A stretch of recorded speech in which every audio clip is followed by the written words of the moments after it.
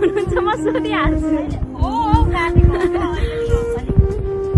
यो घाँस अलिकति राम्रो रहेनछ जस्तो छ